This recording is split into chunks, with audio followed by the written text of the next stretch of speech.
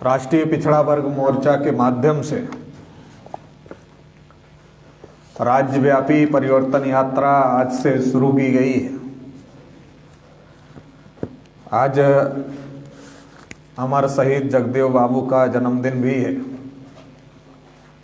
उनके जन्मदिन के मौके से यह परिवर्तन यात्रा शुरू की गई है। परिवर्तन यात्रा का पहला कार्यक्रम हो गया है और आज ये दूसरा कार्यक्रम आज का आपके यहाँ चल रहा है। साथियों, ये जो राष्ट्रव्यापी परिवर्तन यात्रा है, इस राज्यव्यापी परिवर्तन यात्रा को निकालने के पीछे का मकसद है, हमने जो राष्ट्रीय पिछड़ा वर्ग मोर्चा की अपील छापी हुई है, बहुत सारे लोगों को मिल गई होगी। जिनको नहीं मिली है उनको जरूर लेकर पढ़ना चाहिए और कार्यक्रम के बाद लोगों को मिल जाएगी। इसमें टोटल 19 मुद्दे, इन 19 मुद्दों को लेकर के हम लोग परिवर्तन यात्रा निकाल रहे हैं, जिसमें सबसे बड़ा मुद्दा है देश में जानवरों की गिनती होती है, कुत्तों की गिनती होती है, हिजड़ों की गिनती होती है, मगर देश की जो सबसे बड़ी आबादी है, आधी से अधिक आबादी है, जिसे हम ओबीसी कहते हैं, जिसे हम पिछड़ा कहते हैं, हमारी गिनती आज़ादी के 73-74 साल में नहीं हो पाई। आखिर क्यों नहीं हो पाई, बड़ा सवाल ये खड़ा होता है।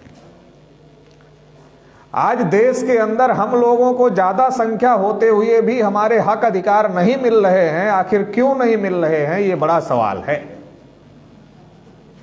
जब संख्या हमारी ज्यादा है और लोकतंत्र में संख्या का महत्व है,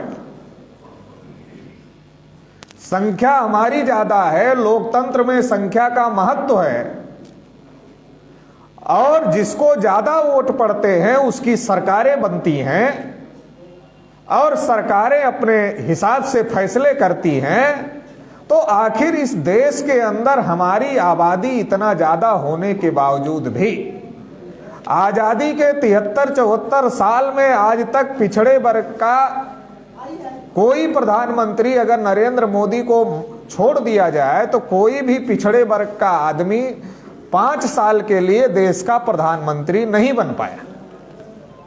एक बार चौधरी चरण सिंह कुछ दिन के लिए बने थे, एक बार देवगौड़ा जी कुछ दिन के लिए बने थे, लेकिन 5 साल के लिए ओबीसी का कोई भी आदमी देश का प्रधानमंत्री नहीं बन पाया, जबकि देश के अंदर ओबीसी की आबादी आधे से ज्यादा है। शेड्यूल कास्ट का कोई आदमी प्रधानमंत्री नहीं बन पाया, आदिवासी कोई आदमी प्रधानमंत्री नहीं बन पाया, कोई मुसलमान आजादी के 73-74 साल में प्रधानमंत्री नहीं बन पाया। लोकतंत्र तो संख्या के सिद्धांत के ऊपर टिका हुआ है। अगर संख्या के सिद्धांत की बात को माना जाए तो एससी, एसटी, ओबीसी और माइनॉरिटीज को अगर मिलाया जाए तो ये 85 से 90% होते। कहने का मतलब ये है, सोचने की बात यह है कि देश में जिनकी आबादी 85 से 90% है उनका प्रधानमंत्री नहीं बन रहा है। देश में जिनकी आबादी 60% है उनका नहीं बन रहा है। देश में अगर एससी, एसटी, ओबीसी, माइनॉरिटी को मिला दिया जाए तो हमारी आबादी 85% हो जा रही। 85% आबादी वाला प्रधानमंत्री नहीं बन रहा है। 3.5% आबादी वाले लोग प्रधानमंत्री बन रहे हैं और प्रधानमंत्री बना रहे हैं। तो लोकतंत्र में ये हमारे सामने एक बहुत बड़ा सवाल है कि आखिर ऐसा हो क्यों रहा है। अगर हम इस सवाल का हल ढूंढें तो ये जो हमने तमाम मुद्दे लिखे हुए हैं, इन मुद्दों का समाधान करने लायक भी हम हो जाएंगे। जब देश में हमारी आबादी ज्यादा है तो हम कटोरा लेकर खड़े हैं, हमको ये चाहिए, हमको ये चाहिए, हमको ये भी चाहिए, हमको ये भी चाहिए, हम कटोरा लेकर खड़े, और वो हमारे कटोरे में डाल भी नहीं रहे। जो हमारा ही वोट लेकर के जा रहे हैं वो हम कटोरा लेकर के उनके सामने खड़े हैं, वो हमारे कटोरे में डालने के लिए तैयार नहीं है। आखिर ये जो स्थिति देश के अंदर पैदा हुई है, इस स्थिति को समझना होगा, पिछड़े वर्ग के लोगों को समझना होगा। उत्तर प्रदेश के अंदर एक समय ये स्थिति पैदा हुई थी कि बैकवर्ड और शेड्यूल कास्ट के अलावा कोई दूसरा आदमी मुख्यमंत्री बनेगा, ऐसी कोई कल्पना नहीं करता था। ऐसी स्थिति उत्तर प्रदेश में पैदा हुई थी, लेकिन उत्तर प्रदेश से भी आज वो परिस्थितियां बदल गई और वो परिस्थितियां बदल गई हैं तो उसका खामियाजा भी हम लोग उत्तर प्रदेश में भी भुगत रहे हैं। आप आए दिन अगर अखबार पढ़ो, आप टीवी चैनल देखो, अगर आप खबरें पढ़ो, तो लगातार हमारे लोगों के ऊपर अन्याय अत्याचार हो रहा है। अभी मैं सुबह आ रहा था तो अभी खबर आई, मुझे टेलीफोन आया धर्मेंद्र चौहान जी का कि सर एक चौहान जी को करड़ी सेना के लोगों ने बहुत बुरी तरीके से पीटा है और चौहानों के एक जो बड़े नेता हैं उनको भी तमाम अपशब्द कहा, तमाम गालियां दी, जूते भी मारे। तो कहने का यह मतलब है कि इस देश में अगर हमारी आबादी ज्यादा है, हमारी संख्या ज्यादा है, फिर इस तरीके का मामला हमारे साथ क्यों हो रहा है। पहले हम लोग अखबारों में खबरें पढ़ते थे कि शेड्यूल कास्ट के ऊपर अन्याय अत्याचार हो रहा है, हम लोग खबरें पढ़ते थे कि आदिवासियों के ऊपर अन्याय अत्याचार हो रहा है, ऐसी खबरें अखबारों में आती थी। लेकिन अभी जब हम खबरें पढ़ते हैं तो बड़े पैमाने पर हमको ओबीसी के लोगों के ऊपर भी अन्याय और अत्याचार हो रहे हैं और दूर कहीं नहीं उत्तर प्रदेश के अंदर भी बड़े पैमाने पर पिछड़े वर्ग के लोगों के ऊपर अन्याय और अत्याचार हो रहे हैं। सैकड़ों तो ओबीसी के लोगों को फर्जी इनकाउंटर का शिकार बनाया गया। बहुत सारे लोगों को जानकारी होगी, खबरें छपती नहीं। 156 तक की लिस्ट हमारे पास और ज्यादा ही होंगे, फर्जी इनकाउंटर का शिकार बनाया गया। किसी के घर जलाए जा रहे हैं, किसी को नौकरी से बर्खास्त कर दिया जा रहा है, किसी को खुलेआम पीट दिया जा रहा है, किसी को खुलेआम गोली मार दिया जा रहा है। तो ये जो सारी स्थितियां, पहले तो हमको हक अधिकार से वंचित किया गया और अभी हमारे ऊपर इस तरीके से अटैक हो रहे हैं, इस तरीके से हमले हो रहे हैं। तो ऐसी परिस्थिति में ओबीसी के लोगों को सही दिशा, सही मार्गदर्शन, सही संदेश जाए, इसके लिए इस बात को, इस मकसद को ध्यान में रखते हुए ये परिवर्तन यात्रा पूरे उत्तर प्रदेश में निकाली गई है। आज ये परिवर्तन यात्रा का पहला दिन है। ये आज आजमगढ़ से ये परिवर्तन यात्रा शुरू हुई है। ये लगातार पूरे उत्तर प्रदेश के सभी जिलों में हम परिवर्तन यात्रा लेकर के जाने का काम करें। साथियों, जो हमारे ओबीसी के लोगों की सबसे बड़ी समस्या है, वो सबसे बड़ी समस्या ये है कि हमारे ओबीसी के लोगों को अपने इतिहास के बारे में, अपने बुजुर्गों के इतिहास के बारे में, अपनी विरासत के बारे में हमारे पिछड़े वर्ग के लोगों को जानकारी नहीं, पिछड़े वर्ग के लोगों को पता नहीं।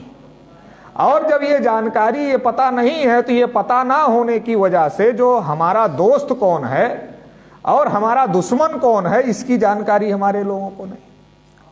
और हमारा दोस्त कौन है और हमारा दुश्मन कौन है, जब इसकी जानकारी हमारे लोगों को नहीं है, तो हम लोग गलती से दुश्मन को दोस्त समझ लेते हैं और दोस्त को दुश्मन समझ लेते हैं। अगर दुश्मन को दोस्त समझ लिया जाए तो क्या होगा? अगर दुश्मन को दोस्त समझ लिया जाए तो धोखा होना तय है। अगर दोस्त को दुश्मन समझ लिया जाए तो आपकी ताकत कम हो जाएगी, आप कमजोर हो जाए। दोनों स्थितियां खतरनाक है। इस देश में पिछड़े वर्ग के साथ वही हो, क्योंकि पिछड़े वर्ग को इस बात का पता नहीं है कि आखिर क्यों आजादी के 73-74 साल में ओबीसी की गिनती नहीं हो रही है, क्यों संख्या के अनुपात में हमको हिस्सेदारी नहीं मिल रही है, क्यों हमको रिजर्वेशन प्रमोशन नहीं मिल रहा है। अभी 2 दिन पहले, परसों या नरसों में एबीएससी का रिजल्ट घोषित हुआ। ओबीसी को 27% भी लागू नहीं किया, ऊंची जाति के लोगों का सारा कब्जा करवाया। जो लोग पहले मैसेज चलाते थे, नहीं सब यादव ले रहे हैं, अब वो नहीं चला रहे हैं मैसेज, अब नहीं चला रहे। तो हमारे लोगों को ये बात समझने की जरूरत है, ये बात जानने की जरूरत है। हम लड़ नहीं रहे हैं, ऐसा नहीं है। मैं बार बार कहता हूं कि ओबीसी के लोग लड़ नहीं रहे हैं, ये बात नहीं है, लड़ रहे हैं, मगर किससे लड़ना है ये तय नहीं कर रहे हैं। लड़ तो रहे हैं, मगर किससे लड़ना है ये तय नहीं कर रहे हैं, और ये तय ना कर पाने की वजह से लड़ रहे हैं, मगर कुछ हासिल नहीं हो रहा है, सत्यानाश का सत्यानाश ही हो रहा है। इसलिए साथियों, ये तय करना पड़ेगा कि आजादी के 73 सालों में हमारी जनगणना रोकने वाले कौन लोग हैं। आजादी के 73 सालों में हमको रिजर्वेशन इंप्लीमेंटेशन एक्ट नहीं बनाने वाले कौन लोग हैं। आजादी के 73-74 साल में हमको रिजर्वेशन प्रमोशन नहीं देने वाले कौन लोग हैं।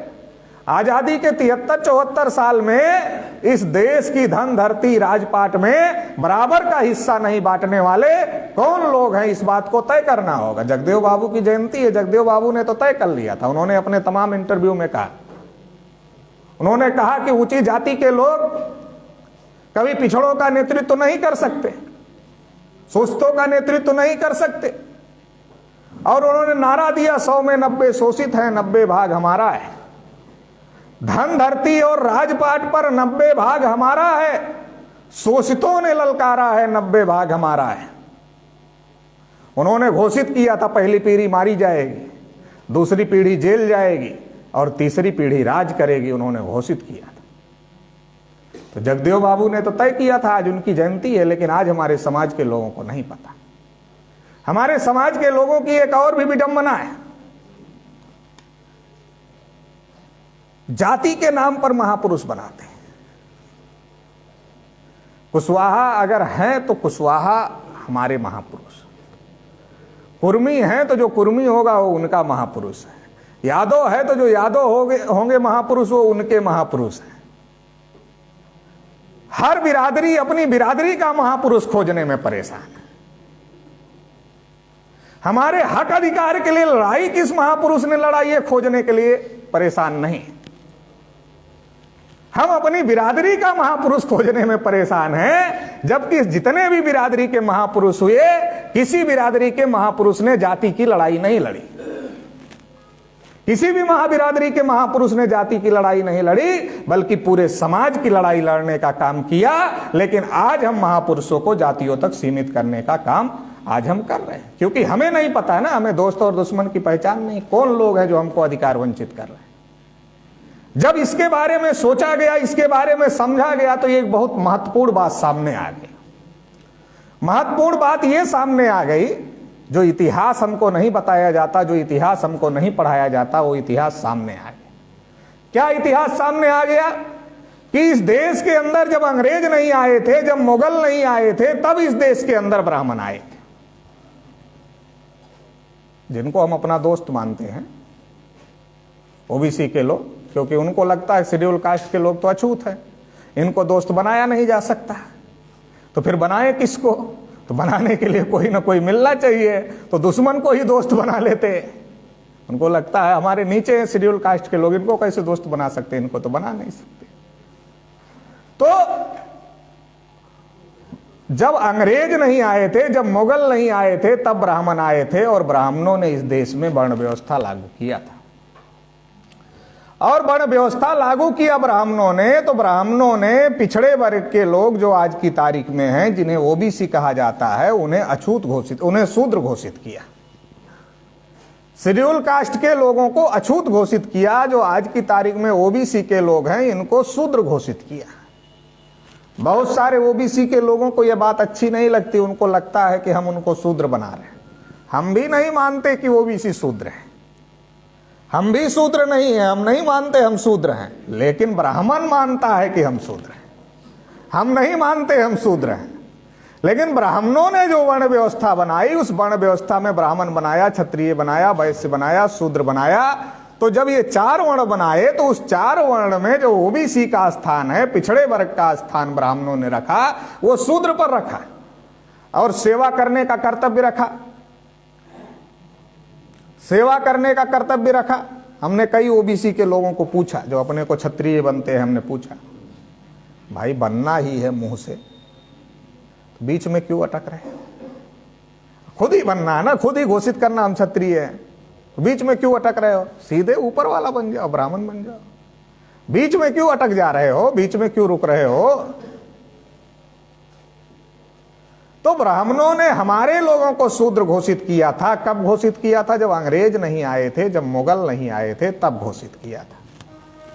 ये इतिहास ठीक प्रकार से सिलेबस में पढ़ाया नहीं जाता। अगर पढ़ाया जाता तो बताने की जरूरत नहीं होती। ये इतिहास इसलिए नहीं पढ़ाया जाता क्योंकि अगर ये इतिहास पढ़ाया जाएगा, ब्राह्मण इस देश का शासक कैसे बनेगा, राजा कैसे बनेगा? इसलिए मैं बार बार कहता हूं कि देश में कई बड़े बड़े घोटाले हुए, लेकिन देश में जो सबसे बड़ा घोटाला हुआ है वो इतिहास का घोटाला है। पैसे का घोटाला बड़ा घोटाला नहीं होता। जो इतिहास का घोटाला होता है वो आपकी आने वाली कई पीढ़ियां बर्बाद कर देता है। इतना बड़ा घोटाला होता है जो हमारा वास्तविक इतिहास है उसको छुपाया। ब्राह्मणों ने हमारे लोगों को शूद्र बनाया, शूद्र घोषित किया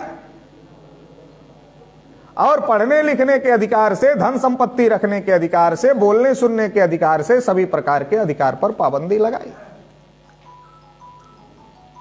और सभी प्रकार के अधिकार पर पाबंदी लगाई। आज फिर उन्हीं ब्राह्मणों का राज, जिन ब्राह्मणों ने अंग्रेजों के आने के पहले हमको शूद्र घोषित किया था। अंग्रेज चले गए तो शासन सत्ता उन्हीं ब्राह्मणों के हाथ में आ गई। आप लोगों ने एकलव्य की कहानी सुनी होगी।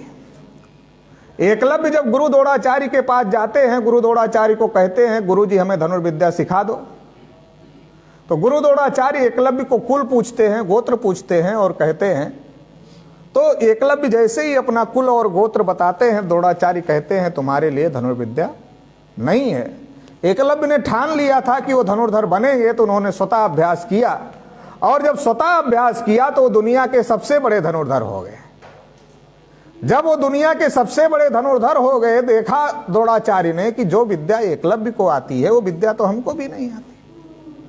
जब ऐसा देखा कि जो विद्या एकलव्य को आती है वो विद्या हमको भी नहीं आती, तो द्रोणाचार्य ने क्या किया?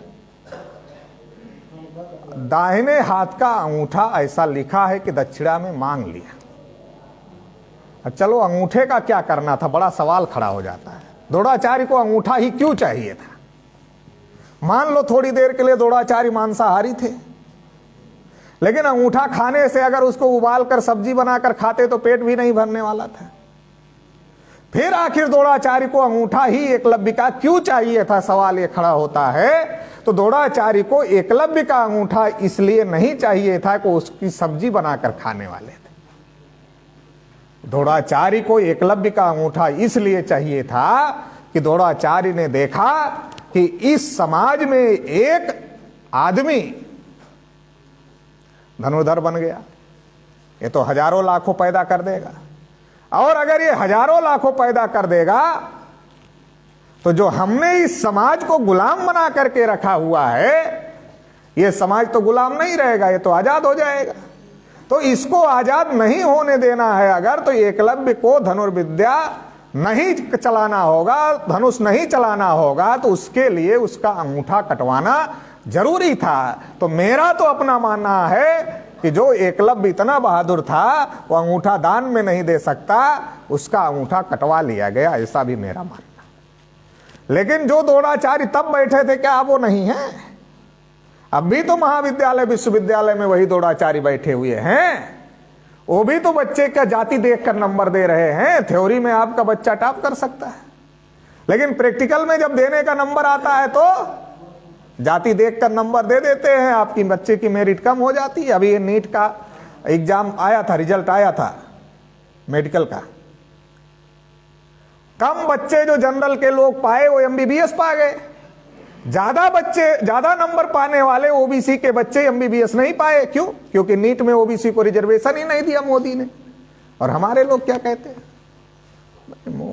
मोदी देश को चला सकता, कोई चला ही नहीं सकता, दिया ही नहीं। हमारे लोग कहते हैं कि नहीं मोदी चला सकता, कोई चला नहीं सकता। कुछ लोग कोरोना के समय में कह रहे थे दूसरा कोई होता तो देश रुक जाता है, मोदी ये चला रहा है। लाखों लोग सड़कों पर पैदल चले, हजारों किलोमीटर। ऐसी त्रासदी तो कभी पूरे इसमें देखा नहीं गया। ऐसी त्रासदी कम से कम आधुनिक भारत में कभी ऐसी त्रासदी देखने को नहीं मिली। भारत पाकिस्तान का बंटवारा बहुत बड़ी घटना थी, फिर भी इतनी बड़ी त्रासदी देखने को नहीं मिली जितनी बड़ी त्रासदी लॉकडाउन में, कोरोना काल में देखने को मिली। तो कहने का मतलब यह है साथियों कि ये जो लोग हैं, जिन लोगों ने देश पर राज किया है, जिनके ऊपर हम विश्वास कर रहे हैं, जिनके ऊपर हम चाहे धर्म के नाम पर विश्वास कर रहे हैं, चाहे जाति के नाम पर अपने नेता पर विश्वास कर रहे हैं, वो उनको सपोर्ट करके दे रहा। कैसे हुआ उत्तर प्रदेश में? एक तरफ ओम प्रकाश राजभर को आगे किया गया, एक तरफ अनुप्रिया पटेल को आगे किया गया, एक तरफ केशव प्रसाद मौर्य को आगे किया गया, और सारी बिरादरियों के लोगों को कहा गया ले गए सब यादव। अब यादवों से बचाना है तो बीजेपी को तो देना पड़ेगा, कहां जाओगे? ले गए सब यादव, सबने दे दिया, सबने ले जा करके बीजेपी के अकाउंट में जमा कर दिया, और आज पिटाई हो रही है। जमा कर दिया तो पिटाई हो रही है। केशव प्रसाद मौर्य को कहा मुख्यमंत्री बनाएंगे, सारे मौर्य लोग खुश हो गए कि हाँ चलो भाई अपनी बिरादरी का मुख्यमंत्री बन जाए। जो पिछड़े वर्ग की मानसिकता के लोग थे वो भी खुश हो गए, चलो ओबीसी का आदमी मुख्यमंत्री बन जाएगा। केशव मौर्य को उप बनाकर चुप कर दिया, उप बनाकर चुप कर दिया। आपने कभी बोलते सुना केशव प्रसाद मौर्य को किसी ओबीसी के मुद्दे पर? बोल ही नहीं सकते, उप बना के चुप कर दिया। और अभी उनके ही जिले में कुशवाहा की हत्या कर दिया ब्राह्मणों ने, केशव प्रसाद मौर्य का कोई बयान नहीं है। तो ये जो स्थिति है, हमको दोस्त और दुश्मन की पहचान करना है। जगदेव बाबू एक बात और कहते थे, वो कहते थे कि ये जो ब्राह्मण लोग हैं ये हमारे बाप दादा से हलवाही करवाते थे खेतों में, अब ये चाहते हैं कि हम इनकी राजनीतिक हलवाही करें। तब पहले तो हमारे बाप दादा इनके खेतों में हलवाही करते थे, अब ये चाहते हैं कि हम इनकी राजनीतिक हलवाही करें, लेकिन हम इनकी हलवाही करने वाले नहीं। लेकिन आज हम जिनको अपना नेता मान रहे हैं, अलग अलग बिरादरी के लोग, वो क्या कर रहे हैं? जिनको हम अपना नेता मान रहे हैं वो क्या कर रहे हैं? वो तो हलवाही करने का ही काम कर रहे हैं ना। वो क्या कर रहे हैं? वो कहते हैं हमारे ओबीसी के लोगों में दो नशा बहुत ज्यादा है। एक तो जाति का नशा इतना भयंकर है, इतना भयंकर है कि उतारे से उतरता ही नहीं। आप चौराहे पर खड़े हो जाओ और ओबीसी के आदमी को पूछो क्या हो, क्या बोलेगा? यादव। फिर दूसरे आदमी आए उसको पूछो क्या हो, बोलेगा कुर्मी हूं। तीसरा आदमी आए उसको पूछो क्या हो, बोलेगा चौहान। चौथा आदमी आए उसको पूछो क्या हो, बोलेगा राजभर। पांचवा आदमी आए उसको पूछो क्या हो, बोलेगा मौर्य। छठा आदमी आए उसको पूछो क्या हो, बोलेगा केवट हो। इतने में तो ओबीसी कोई मिला नहीं, कोई मिला ओबीसी? जब इतने में कोई ओबीसी नहीं मिला, अधिकार ओबीसी के नाम पे कैसे मिलेगा? अधिकार तो जाति के नाम पर है नहीं, लेकिन हमारे सर पर तो जाति का नशा बोल रहा है। जब हमारे सर पर जाति का नशा बोल रहा है तो अधिकार कहां से मिलेगा भाई? अधिकार तो ओबीसी के नाम पर मिला ना। जिस दिन ओबीसी का नशा ओबीसी के सर पर सवार हो गया, उस दिन कोई ताकत नहीं है जो ओबीसी को अधिकार वंचित करके रख ले जाए। ऐसी कोई ताकत नहीं है। ओबीसी का नशा ओबीसी के सर पर सवार होना चाहिए। जाति का नशा ओबीसी के सर पर सवार है। जाति का एक नेता आता है, अपनी बिरादरी में मीटिंग करता, सारी बिरादरी आगे चली गई, बस अपनी ही बिरादरी बची हुई है। इकट्ठा हो जाओ, मेरे भाई पीछे आ जाओ। पीछे आ गए उसके, नेताजी तुम संघर्ष करो, हम तुम्हारे साथ हैं। नेताजी आगे जाते जाते कहीं मोहन भागवत के घर में चले गए, कहीं सोनिया गांधी के घर में चले गए। जिधर सौदा तय हुआ उधर चले गए। आपका सौदा कब हो गया आपको पता भी नहीं चला, मामला खत्म हो गया। तो जाति का नशा है। जाति हमारे बाप दादा ने बनाई, और हमारे बाप दादा ने बनाई तो इतने मूर्ख थे क्या हमारे बाप दादा की अपनी ये जाति को नीचे रखते?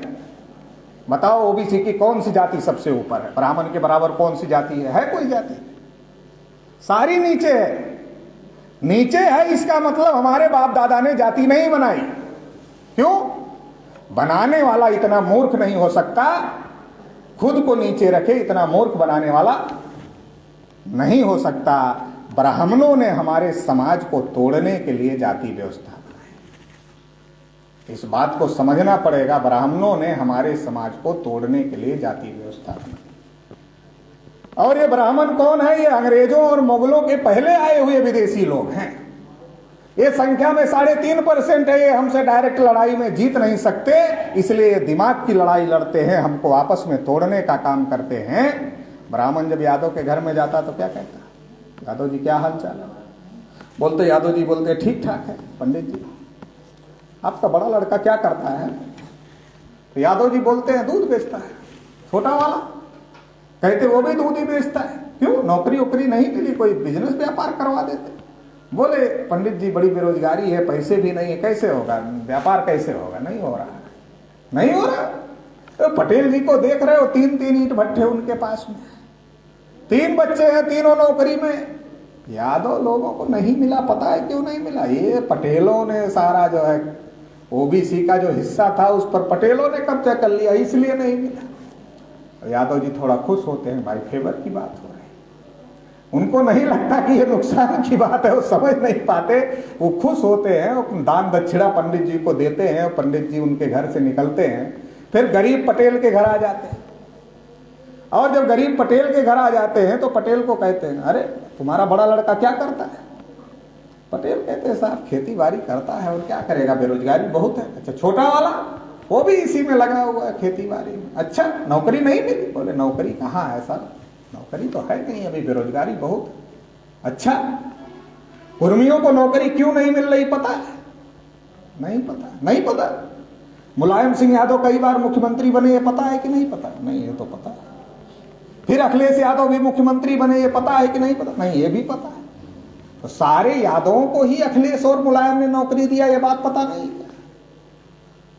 सारे यादवों को ही अखिलेश और मुलायम ने नौकरी दिया, इसकी वजह से तो कुर्मियों को नौकरी नहीं मिली। यादव को कुर्मी के विरोध में भड़काया, कुर्मी को यादव के विरोध में भड़काया, फिर कुशवाहा जी के यहाँ पहुंच गया दान दक्षिणा लेकर के, क्योंकि कुर्मी जी भी खुश हो गए, उन्होंने भी दान दक्षिणा दिया यादव जी की तरीके से।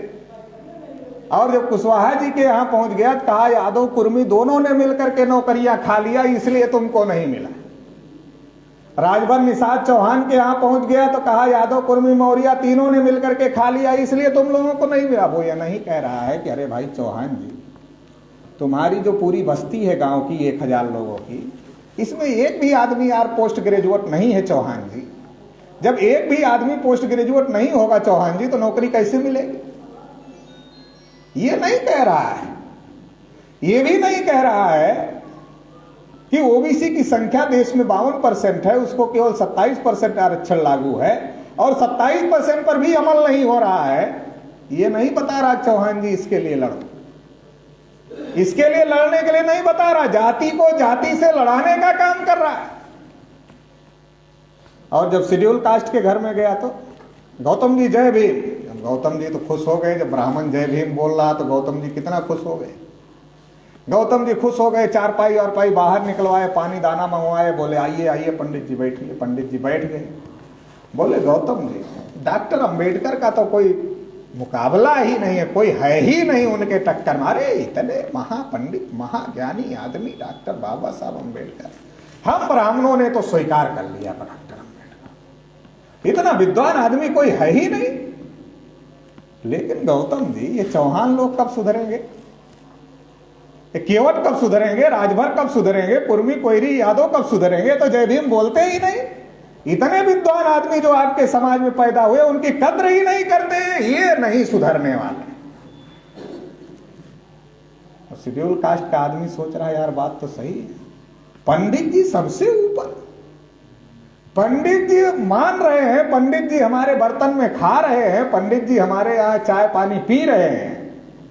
पंडित कहता देखो तुम्हारे बर्तन में खा रहे, तुम्हारे चारपाई पर बैठ रहे, तुम्हारे गिलास में पानी पी रहे हैं, पिएंगे यादव जी, पिएंगे पटेल जी, चौहान जी, मौर्य जी, राजभर जी, प्रजापति जी पिएंगे? बोलेगा नहीं पिएंगे। तो सोचता है यार बात सही है, पंडित जी सबसे ऊपर वो पी रहे हैं, ये लोग नहीं पी रहे, यही हमारे दुश्मन है। गौतम जी के घर से निकला तो खटीक के यहाँ चला गया, धोबी के यहाँ चला गया, पासी के यहाँ चला गया। बोला यार तुम लोगों में बड़ी गरीबी है। बोले सर गरीबी तो है। क्यों है पता है? पता तो नहीं। नहीं पता। मायावती कई बार मुख्यमंत्री बनी, ये पता है कि नहीं पता है? बोला नहीं ये तो पता है। तो मायावती मुख्यमंत्री बनी तो सब कुछ तो चमारों को दे दिया, तो तुमको तो कुछ मिला नहीं। लड़ाने का सिद्धांत बता रहा हूं, काल्पनिक बात नहीं बता रहा हूं, प्रैक्टिकल बता रहा हूं। मैं लिखा पढ़ी की थोड़ा कम बोलता हूं, प्रैक्टिकल की ज्यादा बोलता।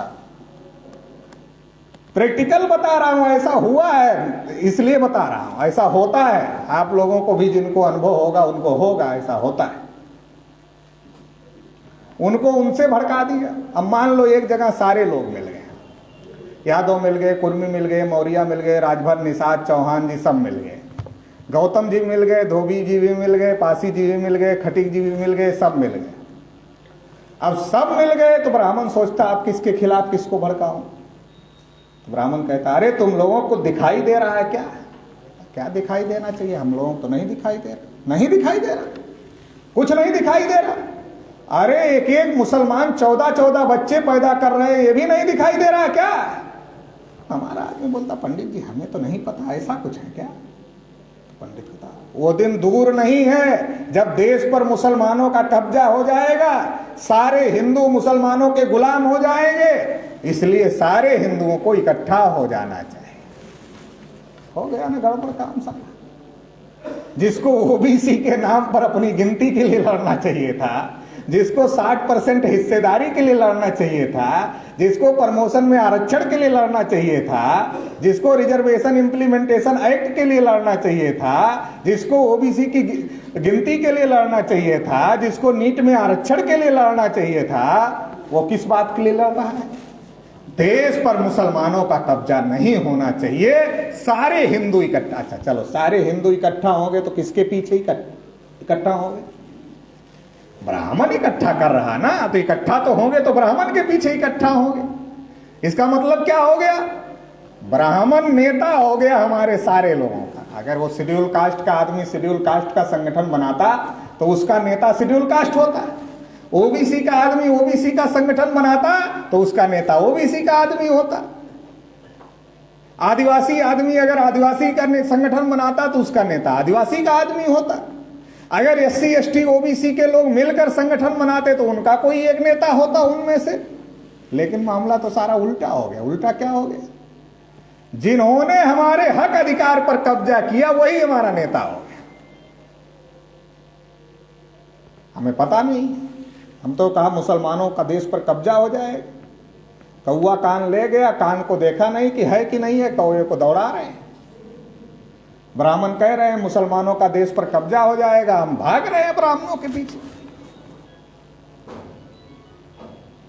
देश की विधायिका पर एक बार कांग्रेस जाती है तो बीजेपी आती है, और जब बीजेपी जाती है तो कांग्रेस आती है।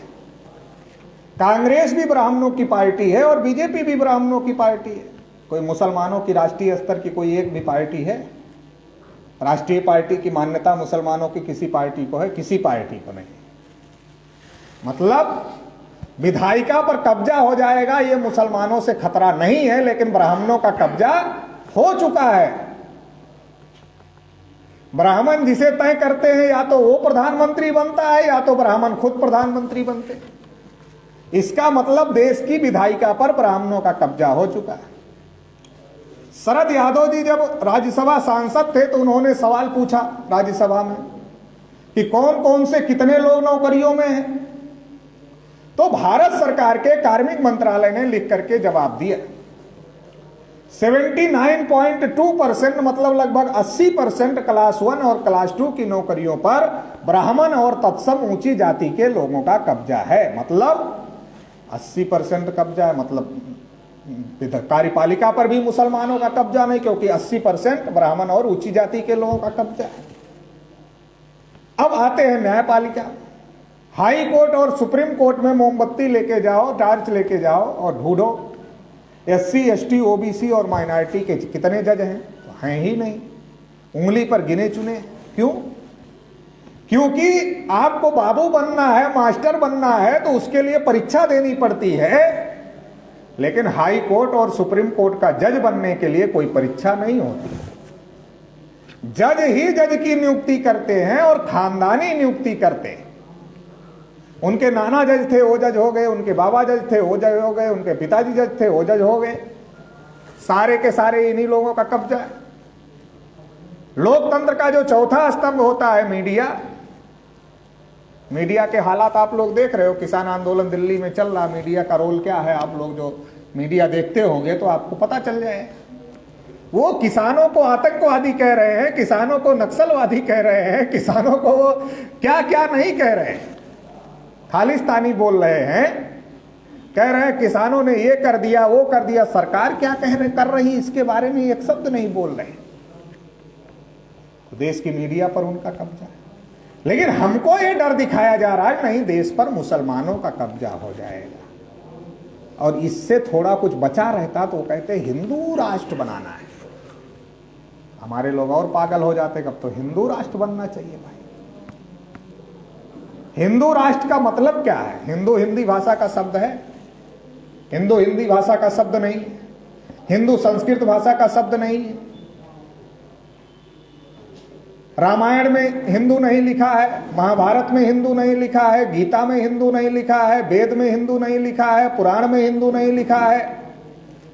जितने धर्म ग्रंथों को ब्राह्मण कहते हैं कि ये हिंदू धर्म के धर्म ग्रंथ हैं, एक में भी हिंदू नहीं लिखा है। हम लोग जब छोटे छोटे थे तो रामलीला होती थी, तो रामलीला जब होती थी तो कोई आदमी राम बनता था, कोई आदमी सीता बनता था।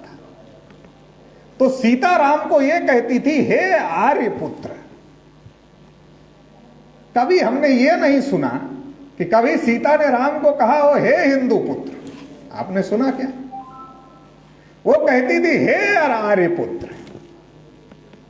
तो इसका मतलब यह है जब हिंदू कहीं लिखा ही नहीं है तो इसका मतलब हिंदू कोई धर्म नहीं है। लेकिन हमारे ऊपर तो हिंदू का नशा चढ़ा दिया जाता है।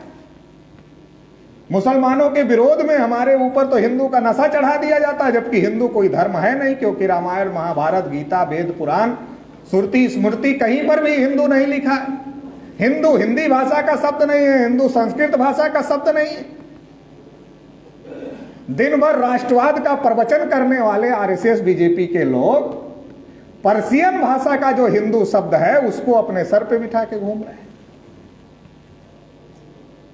उसको अपना सिरमौर बनाए हुए हैं, विदेशी शब्द को, पर्शियन भाषा के शब्द को, और दिन भर राष्ट्रवाद की बात करते हैं, देशभक्ति की बातें करते हैं।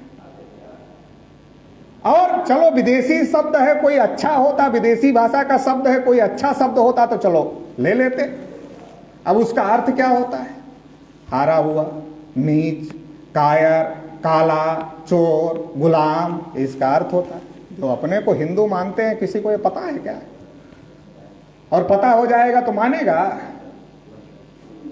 तो ब्राह्मण हमारे लोगों को मूर्ख बना करके, हमारे लोगों को मूर्ख बना करके हिंदू के नाम पर मुसलमानों से लड़ाते हैं, क्योंकि ब्राह्मणों को पता है कि तथागत बुद्ध ने प्राचीन भारत में वर्ण व्यवस्था के विरोध में आंदोलन चलाया तो ब्राह्मणों की व्यवस्था ध्वस्त हो गई। आधुनिक भारत में ज्योतिबा फूले ने लड़ाई लड़ी, छत्रपति साहू महाराज ने लड़ी, बाबा साहब अंबेडकर ने लड़ी, पेरियार रामास्वामी नायकर ने लड़ी, जगदेव बाबू ने लड़ी, डॉक्टर रामस्वरूप वर्मा ने लड़ा, पेरियार लड़ाई यादव ने लड़ा। उनको पता है कि पिछड़े वर्ग के लोग ब्राह्मणों के विरोध में लड़ाई लड़ते रहे हैं, क्योंकि ब्राह्मणों ने ही इनको गुलाम बनाया है। इसलिए इनकी दिशा को डाइवर्ट करना जरूरी है, दिशा को चेंज करना जरूरी है। तो दिशा को चेंज करने के लिए वो हमको मुसलमानों से लड़ाना चाहते हैं। अगर ये मोबाइल हमारे पास में है तो आप सोनी साहब से लड़ोगे तो मोबाइल मिलेगी? हमारे पास है ना, आपको चाहिए, हमसे ही लड़ना पड़ेगा ना। अगर देश की सत्ता व्यवस्था पर सारी जगह ब्राह्मणों ने हमारे हक अधिकार पर कब्जा किया है और हम मुसलमानों से लड़ेंगे तो हमको हमारा हक अधिकार मिलने वाला नहीं है। ब्राह्मण हमारी लड़ाई डाइवर्ट कर रहे हैं। जिन्होंने हमारे हक अधिकार पर कब्जा किया हुआ है उनसे लड़ना पड़ेगा, क्योंकि देश में जब अंग्रेज थे हमारे भी बुजुर्गों ने कुर्बानी दिया है। मुफ्त में कोई अंग्रेज नहीं चले गए, और अगर हमारे बुजुर्ग जेल नहीं जाते, पिछड़े वर्ग के लोग उस आजादी की लड़ाई में शामिल नहीं होते, जेल नहीं जाते, फांसी के फंदे पर नहीं जाते, लड़ाई नहीं लड़ते, तो ब्राह्मणों के बाप की भी औकात नहीं थी कि अंग्रेजों को इस देश से खदेड़ देते।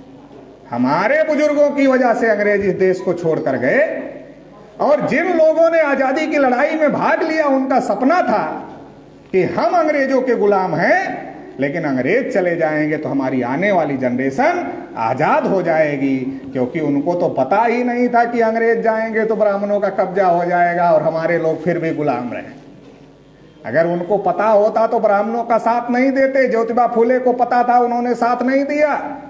उन्होंने कहा तुम ब्राह्मण लोग अगर बकरी भी चराओगे, बकरी भी हाँकने का काम करोगे, तो ऊंट पर बैठकर बकरियां हाँकने का काम करोगे, कल तुम्हारा राज आएगा। जब अंग्रेज जाएंगे हम तुम्हारे साथ नहीं आएंगे। साहू महाराज ने तिलक को कहा कि तुम ब्राह्मण लोग हमारे जैसे राजा के साथ बुरा बर्ताव करते हो, कल तुम्हारा राज आएगा तो हमारी प्रजा के साथ क्या करोगे। मैं जानता, मैं नहीं आता। बाबा साहब अंबेडकर ने कहा देश की आजादी की लड़ाई है या देश के लोगों की आजादी की लड़ाई है। अंग्रेज चले गए, मान लो देश आजाद हो गया, लेकिन जो देश के लोग हैं, हम लोगों को अधिकार नहीं मिले। पेरियार रामास्वामी नायकर कहते थे गांधी और कांग्रेस के नेतृत्व में जो लड़ाई चल रही है, इससे देश में डेमोक्रेसी नहीं आएगी, ब्राह्मणोक्रेसी आएगी। आज हर जगह ब्राह्मणों का कब्जा हो गया। सरदार भगत सिंह ने कहा कि गांधी और कांग्रेस जो लड़ाई लड़ रहे हैं, इससे केवल 10% लोग आजाद होंगे, 90% लोग आजाद नहीं होंगे। आज जो देश के हालात हैं, जो हमारे महापुरुषों ने कहा, आज वही हालात पैदा हो गए हैं। इस बात को समझने की जरूरत है। हम लोगों ने अंग्रेजों को भगाया, लेकिन जब अंग्रेज चले गए, देश की सारी सत्ता और व्यवस्था पर ब्राह्मणों ने कब्जा कर लिया। इसीलिए जगदेव बाबू को यह नारा देना पड़ा कि 100 में 90 शोषित हैं, 90 भाग हमारा है। धन धरती और राजपाट में 90 भाग हमारा है। शोषितों ने ललकारा है, 90 भाग हमारा है। इसलिए जगदेव बाबू को यह कहना पड़ा, और इसलिए हमारे तमाम महापुरुष इस बात की लड़ाई लड़ रहे, और आज भी ये लड़ाई जारी है। इस लड़ाई को तेज करने की जरूरत है, इस लड़ाई को आगे बढ़ाने की जरूरत है। जिसकी जितनी संख्या भारी, उसकी उतनी हिस्सेदारी। जाति आधारित गिनती करो, वरना कुर्सी खाली करो। ये लड़ाई लड़नी पड़ेगी, और अगर ये लड़ाई पिछड़े वर्ग के लोग नहीं लड़ेंगे, तो पिछड़े वर्ग की लड़ाई लड़े बगैर समस्याओं का समाधान होने वाला नहीं है। समस्याएं हमारी हैं तो लड़ाई भी हमको ही लड़ना पड़ेगा। दोस्त और दुश्मन की पहचान करनी पड़ेगी। किसी से भी नहीं लड़ना है। जिन्होंने हमारे हक अधिकार पर कब्जा किया, उनसे लड़ना नहीं। नरेंद्र मोदी की तरीके से कोई पिछड़े वर्ग का आदमी आगे कर देंगे बीजेपी वाले, और कहेंगे ये लो अब पिछड़े वर्ग का प्रधानमंत्री बनाते हैं, अभी क्या दिक्कत है। जब 2011 में हम लोगों ने जाति आधारित गिनती का मुद्दा खड़ा किया, तो ब्राह्मणों को लगा बड़ा खतरा हो गया। तो उन्होंने सोचा कि चलो ओबीसी के आदमी को आगे कर देते हैं। नरेंद्र मोदी को आगे कर दिया। नरेंद्र मोदी ने भी कहा मैं नीच जाति का हूं, पिछड़े वर्ग का हूं। हमारे लोगों ने सोचा नीच भी है, पिछड़ा भी है, और कट्टर हिंदू भी है। कट्टर हिंदू भी है, अच्छा है, ये कल्याणकर है। तो क्या हुआ, जाति आधारित गिनती रोक दिया। 314 ओबीसी के बच्चों की जो आईएएस की यूपीएससी का एग्जाम पास किए थे, उनकी नियुक्ति क्रीमी लेयर का नियम बदलकर रोक दिया। स्कॉलरशिप रोक दिया। बजट अभी पास हुआ, बजट में मिला एक नया ओबीसी के लोगों को। बजट में हमारे लोगों को नहीं मिला, मिलना चाहिए था। हम लोग भी टैक्स देते हैं। अगर हमारी संख्या ज्यादा है तो टैक्स भी हम ज्यादा देते हैं, लेकिन ज्यादा टैक्स देने के बावजूद भी नहीं मिला। तो साथियों, क्योंकि नरेंद्र मोदी ओबीसी है, लेकिन वो मोहन भागवत का गुलाम है। मोहन भागवत जैसा कहेंगे वैसा ही नरेंद्र मोदी कर सकता है। मोहन भागवत के इशारे के बगैर नहीं कर सकते। इसलिए मैं कहता हूं नरेंद्र मोदी मुख नहीं है, मुखौटा है। आरएसएस के ब्राह्मणों ने मुखौटा लगाया, हमको लगा नरेंद्र मोदी है, लेकिन पीछे से आरएसएस के ब्राह्मण सारे के सारे सत्यानाश का कार्यक्रम चला रहे हैं। तो ये जो देश के अंदर स्थिति, देश के अंदर परिस्थितियां बनी हुई है, सारी चीजों का प्राइवेटाइजेशन चल रहा है। पहले हमारे बच्चे स्कूल नहीं जाते थे क्योंकि जागृत नहीं थे। अब हमारे गार्जियन थोड़ा सतर्क हुए, बच्चों को स्कूल भेजना चाहिए, तब केवल खिचड़ी खिलाने की व्यवस्था हो गई। और 1 साल से लगभग कोरोना के नाम पर स्कूल बंद करके रखा। जब उनको रैलियां करनी होती है तब कोरोना नहीं होता, लेकिन जब स्कूल चलाना होता है तो कोरोना रहता है। तो हमारे बच्चों की एक तो प्राइमरी एजुकेशन चौपट की जा रही है, कक्षा 8 पास हो जाए, सरकारी स्कूल से नाम लिखना नहीं आता उसको, इतनी ज्यादा स्थिति खराब है। और हायर एजुकेशन, प्रोफेशनल एजुकेशन इतना महंगा कर दिया कि आपके बस की बात नहीं। जहां आपको आरक्षण था सरकारी जगह पर, वो सब बेच दिया, और जो बचा हुआ है इस बजट में कल घोषित हो गया बेचने के लिए, सारा बेच रहे हैं। जितने भी पब्लिक सेक्टर की कंपनियां हैं, जितने गवर्नमेंट अंडरटेकिंग सेक्टर की कंपनियां हैं, वो सब बेचे जा रहे हैं, डिपार्टमेंट बेचे जा रहे हैं आउटसोर्सिंग के माध्यम से। मतलब आरक्षण को खत्म किया जा रहा है, आपकी एजुकेशन खत्म किया जा रहा है, आपका आरक्षण खत्म किया जा रहा है। और जो पब्लिक प्रॉपर्टी पब्लिक के पास थी, खेती योग्य भूमि, उस खेती योग्य भूमि पर भी पूंजीपतियों का कब्जा कैसे हो, इसके लिए 3 कृषि कानून आ गए। वो लोग डटे हुए हैं मैदान में, दिल्ली में किसान घेरे हुए हैं पूरे दिल्ली को, लेकिन फिर भी सरकार के कान पर जू नहीं रेंग रहा है। क्यों नहीं रेंग रहा है? उसका कारण है कि सरकार को यह लगता है कि हम कौन सा किसानों के वोट से चुनाव जीत कर आएंगे, हम कौन सा पिछड़ों अति पिछड़ों के वोट से चुनाव जीत कर आएंगे, हम तो ईवीएम से वोट से चुनाव जीत कर आ रहे हैं, ईवीएम में घोटाला करके चुनाव जीत रहे हैं। तो साथियों, अब ये लड़ाई ज्यादा कठिन हो गई है। इसलिए हमको हमारे लोगों को समझाने के अलावा, जागृत करने के अलावा और जागृत करके संगठित करने के अलावा कोई दूसरा विकल्प नहीं। ब्राह्मण ये सब कर रहे हैं, फिर भी हम लोग रोक क्यों नहीं पा रहे हैं? तो उसका कारण ये है, लोग हमारे हैं, लेकिन हमारे लोगों पर के दिमाग पर ब्राह्मणों का कब्जा है। जैसे मोबाइल ये हमारी है, लेकिन सिम कार्ड आप अपना लगा दो तो नेटवर्क तो आपका ही पकड़ेगा ना। लोग हमारे 52% है, 55% है, 60% है, 65% है, आंकड़ा ही नहीं आया 1932 के बाद में, 1931 के बाद में। लेकिन जो भी है ज्यादा है संख्या में, मगर मुंडी गिनने में ज्यादा है, दिमाग से कहां ज्यादा है? दिमाग पर ब्राह्मणों का कब्जा है। तो इसका मतलब ये है, ये जो लड़ाई है लाठी डंडे से हल होने वाली लड़ाई नहीं है, ये विचार परिवर्तन की लड़ाई है। तो विचार परिवर्तन की लड़ाई के लिए हमें हमारे लोगों के विचार में परिवर्तन करना होगा। इसके लिए गांव-गांव, गली-गली जाकर के बड़े पैमाने पर पिछड़े वर्ग के लोगों को जागृत करना पड़ेगा, ताकि आने वाले समय में वो हमारी गिनती नहीं कर रहे हैं, हमारे साथ बहुत सारी धोखेबाजी कर रहे हैं, हमारा आरक्षण और एजुकेशन खत्म कर रहे हैं, हमारी जमीनें छीनने का कार्यक्रम चला रहे हैं। तो आने वाले समय में एक बहुत बड़ा आंदोलन इन सब चीजों को लेकर के चलाया जाए।